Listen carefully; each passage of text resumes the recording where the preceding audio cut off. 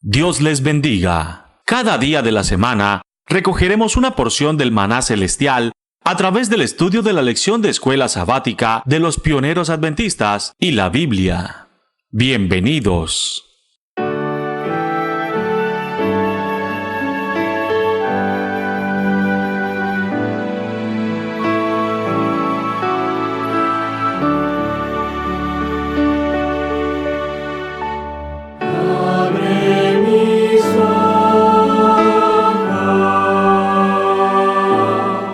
Hola hermanos, ¿cómo están? Dios los bendiga a todos. Mi nombre es Arturo Argüelles y para mí es un gusto y un placer saludarles nuevamente en este su programa El Maná Diario. En esta ocasión estamos estudiando la lección número 2 que lleva por título Solo algunos esperan el retorno del Señor. Esa lección va a ser estudiada el 11 de enero del 2020 y es así como estamos iniciando este 2020 con la lección, la guía de estudio, el gran triple mensaje del Evangelio, estudios temáticos sobre el Apocalipsis. Esta lección, esta escuela sabática, esta guía de estudio fue redactada y fue publicada en 1904 para el trimestre de octubre a diciembre. Así que tenemos una gran oportunidad para leerla y aprender un poco más acerca del Evangelio de nuestro Señor. Así que comenzamos.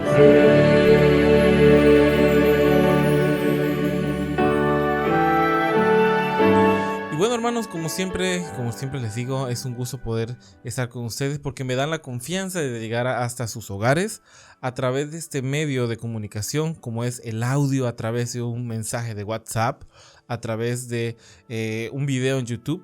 Así que vamos a comenzar. La escuela sabática viene hablando acerca de cómo es que van a esperar algunos el retorno de nuestro Señor. La lección de esta semana la vamos a dividir en dos grandes partes. ¿Por qué? Porque en la primera sección de esta lección podemos ver los ejemplos de lo que pasó en el Antiguo Testamento, lo que pasó también en el Nuevo Testamento, pero con un tema acerca de qué pasaba por la mente de los feligreses, de los creyentes, acerca del retorno de la primera venida del Señor.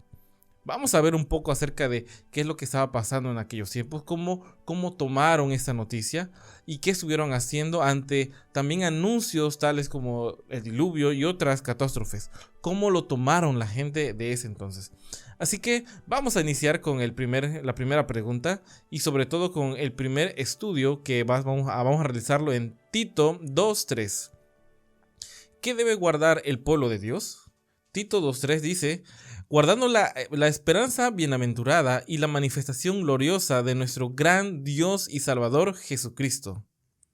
Podemos también nosotros ver en Romanos 8:18 que dice: pues considero que los sufrimientos de este tiempo presente no son dignos de ser comparados con la gloria que nos ha de ser revelada. Así que lo que debe de estar pensando el pueblo de Dios en ese momento es la manifestación gloriosa de nuestro Señor Jesucristo. Eso es lo que debe de motivar para todos nosotros el tener una vida diaria recta ante los ojos de nuestro Dios.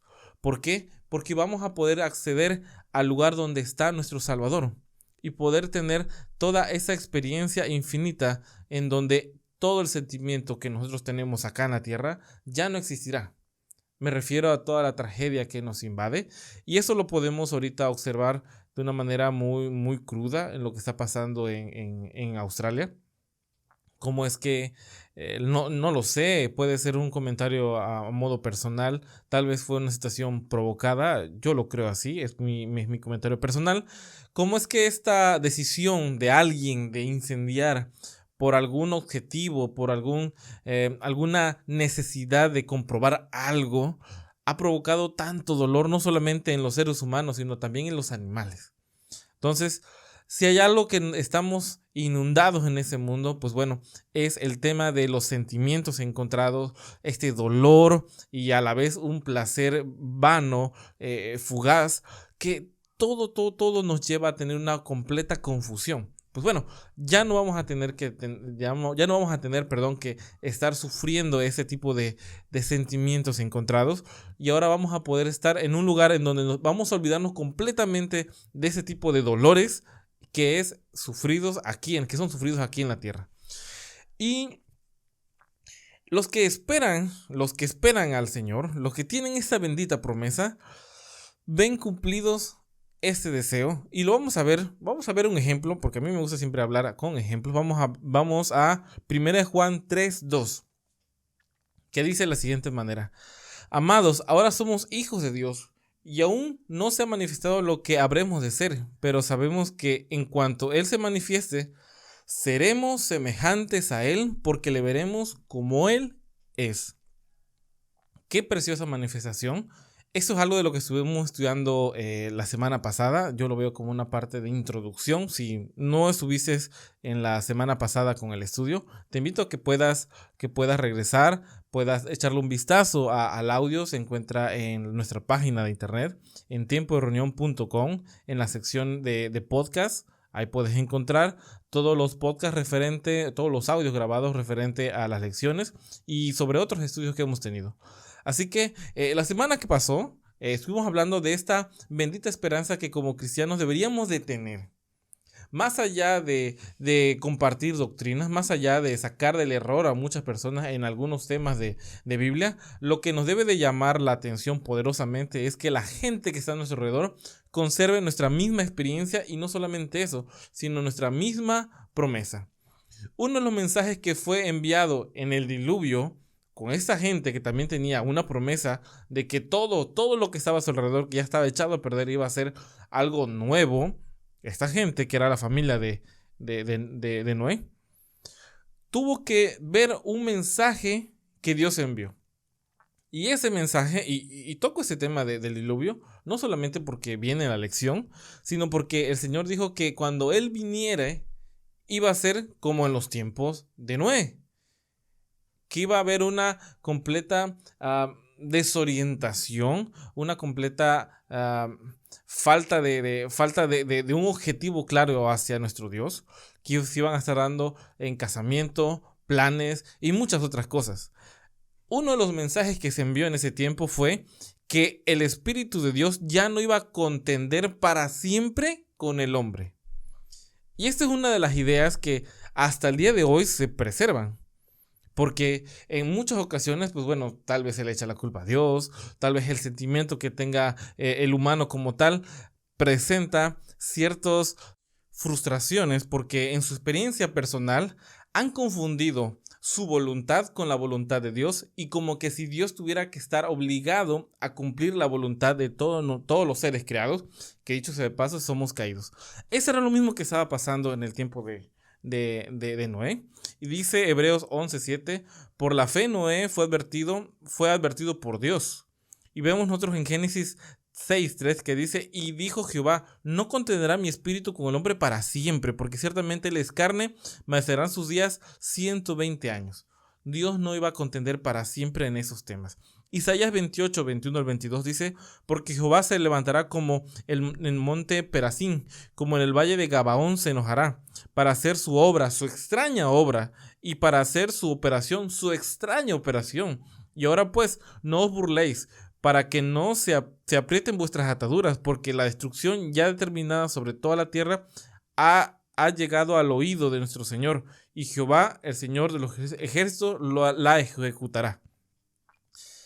Esto nos debe de quedar bien en claro, porque aun cuando tenemos esas frustraciones y le echamos la culpa a Dios, bueno, el mundo en general lo hace, esperemos que nosotros no lo hagamos, también pensamos de que Dios es amor y en que en cualquier momento Él va a llegar y va a decir, bueno, tú ya viviste tu vida, ahora, pues bueno, simplemente arrepiéntete y listo, ¿no? Sí, eso es posible, pero cuando el mensaje ha sido rechazado una y otra vez, esto es muy poco posible que pase, porque tus sentimientos, porque todo lo que traes dentro genera en ti un caparazón muy duro que no logra entender el mensaje de Dios. Y eso es lo que estaba pasando en el tiempo de Noé. Otro caso que podemos nosotros ver es el caso de Sodoma y Gomorra. ¿Qué advertencia se envió a Sodoma y Gomorra ante su inminente destrucción? Ojo, estamos haciendo todos esos ejemplos porque son eventos de juicio, son eventos finales para esas personas, para la experiencia de esas personas. Una de las cosas que estaba pasando en Sodoma y Gomorra era el aumento terrible del pecado a un extremo no antes visto. Y todo eso había llegado ante los ojos de nuestro Dios. Y Él había decidido destruir esta ciudad. Entonces a Sodoma y a Gomorra asistieron unos ángeles y les dijeron esos ángeles a Lot, que dicho sea de paso, Lot no estaba siendo considerado, ojo, no estaba siendo considerado para salvación, sino que hubo una intercesión a través de su tío. Pero bueno, ese es otro tema muy interesante acerca de la intercesión. Estos ángeles agarran y les piden a Lot que si tenía alguien ahí, porque el tiempo de la ciudad era su fin ya. ¿Cuál es el mensaje que fue impartido a Sodoma y Gomorra? Número 1, que no iba a contender una vez más Dios para siempre con ese pueblo. Eso ya lo vimos desde Génesis, desde la historia de Noé. Y ahora vemos de que existe una sentencia fatal contra Sodoma y Gomorra y que las personas que están ahí, pero que consideren que hay un remanente, que se consideren parte del remanente y que obren en consecuencia, tienen que salir. Tienen que alejarse del lugar del pecado. No solamente para que la destrucción no caiga, sino para que la contaminación dentro de ellos no se esparza más. Y eso es uno de los terribles casos que podemos ver nosotros en la Biblia, porque aun cuando Lot fue salvado, su herencia que él tiene, su descendencia que él procrea a través de sus hijas, un incesto terrible, son los futuros enemigos del pueblo de Israel. O sea que aun cuando él haya salido de Sodoma y Gomorra estaba dentro de su cabeza. En Apocalipsis 18 se nos hace un llamado, sobre todo en el versículo número 4, que dice: y oí otra voz del cielo que decía: salid de ella, pueblo mío, para que no seas partícipe de vuestros pecados. Y uno se puede preguntar y decir, ¿cómo alguien que observa tal vez el sábado, que ya no cree en doctrinas ajenas a la iglesia adventista, se mantiene puro? ¿Cómo es que puede tener estas prácticas de Babilonia, de Sodoma y de Gomorra? Pues bueno, eso es, aunque tú no estés físicamente en una iglesia caída, llámese cualquier nombre, la mala experiencia como cristiano la seguimos conservando en nuestra mente. Y ese es el tema de estas preguntas en esa lección.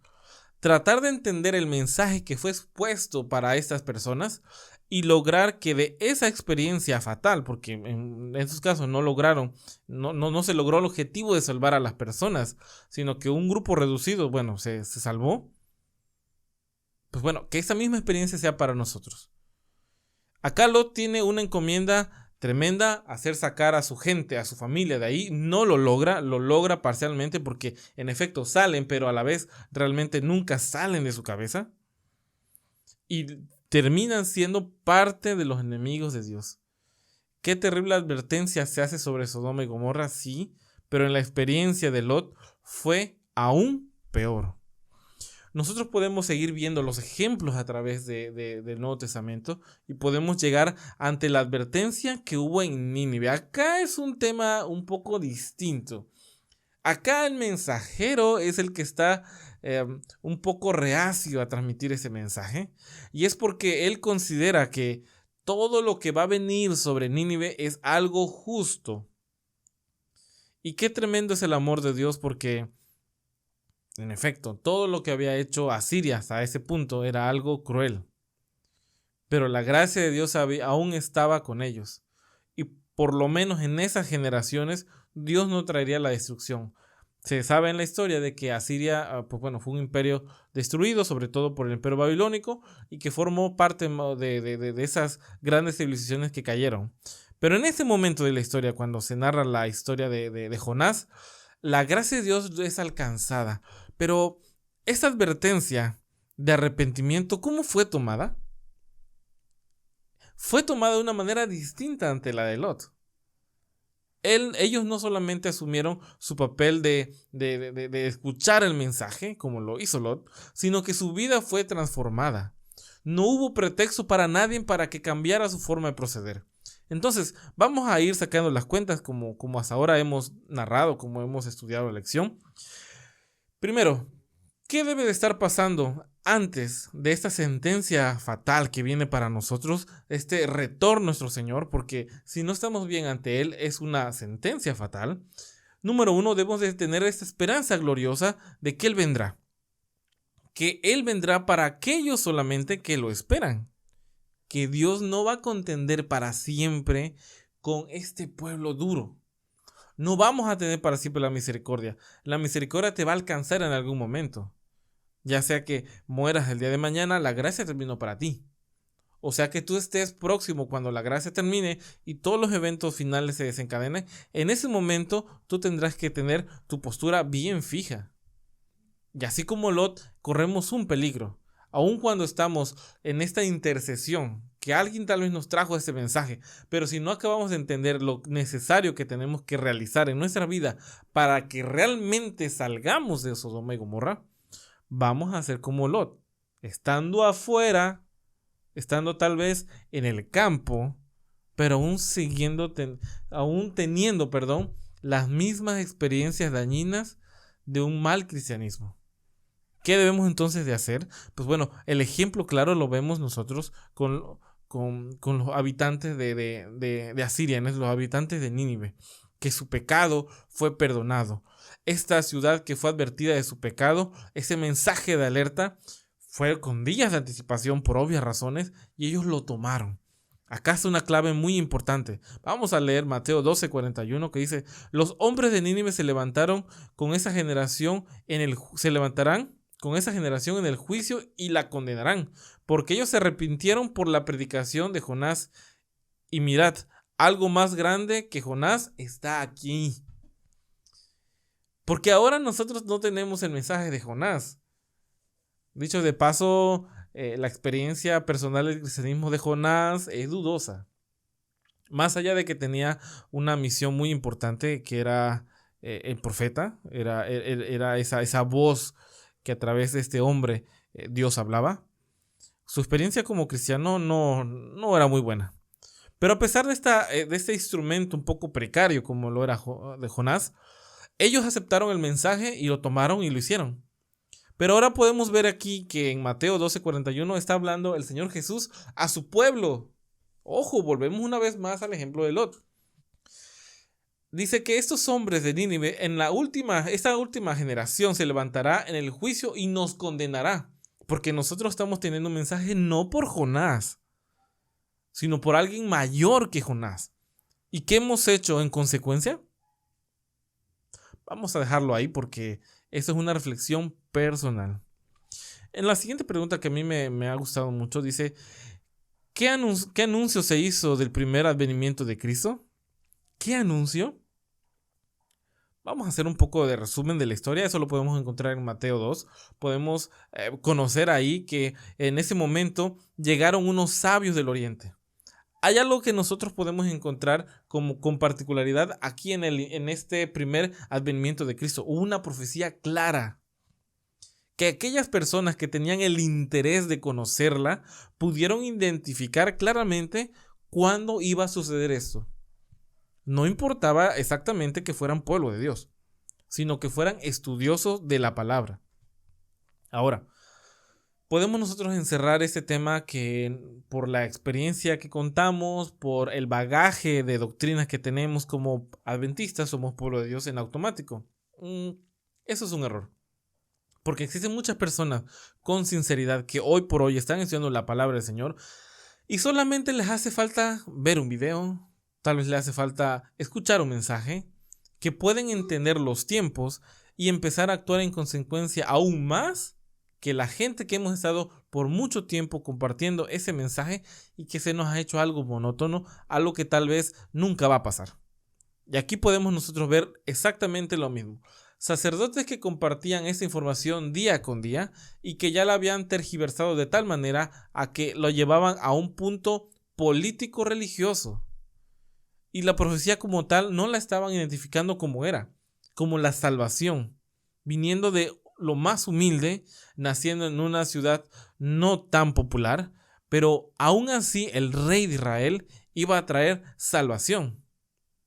Eso lo podemos ver, esto lo podemos seguir viendo en el mensaje de Juan en el desierto, como él estaba profetizando que después de él vendría alguien que él no tenía la autoridad ni siquiera para amarrar sus agujetas. Entonces, podemos ver que el ministerio del Señor y su nacimiento siempre existió el conocimiento previo de su venida y de su ministerio. Así que nuestra labor hoy en día no solamente es tener una conciencia plena de nuestro estado espiritual, sino que tenemos que tener la necesidad de conocer los tiempos que están a nuestro alrededor. A mí me asusta un poco y se los digo de manera sincera, cómo es que los tiempos se están apresurando de manera rápida, ¿no? Valga la redundancia. Y es que, ¿cómo iniciamos este 2020? Estamos iniciando con un montón de eventos que nos están llevando a una consecuencia única y lógica. La posible unión de la Tierra completamente en pos de un líder mundial. ¿Hace falta un par de catalizadores para que esto pase? Claro que sí. Siempre las guerras son el catalizador mejor para provocar una unidad, no necesariamente una unidad buena. Nosotros lo podemos ver en la historia cuando pasó la Primera Guerra Mundial. ¿Qué fue lo que ocurrió? La Liga de Naciones como tal. Después vino la Segunda Guerra Mundial, la ONU como tal, la OTAN y muchas otras instituciones que han tratado de unir al mundo. Eso es un poco más de mi comentario. ¿Y qué tal si hubiera una Tercera Guerra Mundial como tal? ¿Qué pasaría después?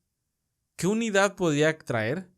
¿En pos de quién nos llevarían esos líderes? La Biblia es clara, el Apocalipsis como tal habla claramente acerca de eso. Y en efecto, va a haber un poder religioso apoyado por un poder político. Así que esa lección está llegando en un momento muy, muy importante para todos nosotros, para que lo podamos entender completamente. Vamos a ver una pregunta más.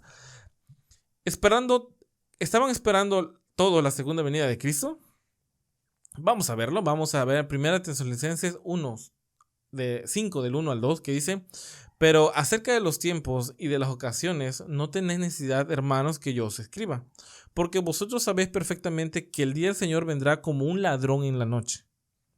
No todos estaban esperando la segunda venida, solo los que estaban atentos a las señales.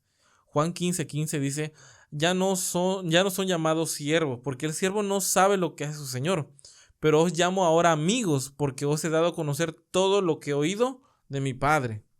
Así que, hermanos, tengamos en cuenta que no estamos ciegos ante lo que va a pasar. Recordemos que cómo fue que comenzó este repaso de la lección, entendiendo de que no es que para siempre Dios tenga un amor. Claro que lo tiene, claro que existe como tal, pero llega a un límite, y esa es su extraña obra. No va a contener para siempre nuestro Dios. Tenemos que entender que Él nos está llamando a salir de esos lugares de pecado. No necesariamente tiene que ser una ciudad. Puede ser su comportamiento como tal. Entender de que aun cuando estemos fuera de un lugar físico que puede tener pecado, como lo puede ser una ciudad, una religión, una iglesia que te lleve hasta ese punto, la experiencia del cristiano tiene que resplandecer en ti. No solamente por una cuestión de convicción, sino por una cuestión de conversión. Y es así como podemos entender que cuando el llamado llega para conocer los tiempos, tenemos no solamente que prestar atención al mensaje, sino a los tiempos que está narrando ese mensaje. Así que, hermanos, vamos a dejarlo por aquí en esos momentos. Vamos a dejar la siguiente parte del estudio. Vamos a seguir analizando las preguntas y lo dejamos en ese punto. Dios te bendiga, hermano, y espero que puedas escuchar el próximo audio, que vamos a abarcar las preguntas desde la 9 hasta la pregunta número 16.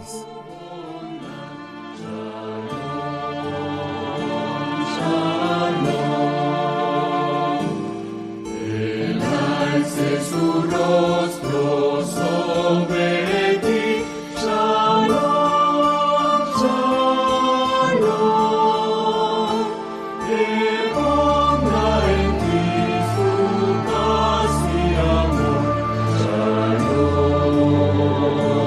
shalom.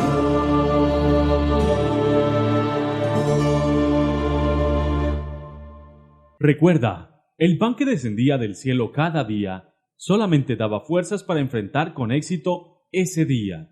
Por eso, Permitiéndolo Dios, nos reencontraremos mañana para recibir una porción más del maná diario.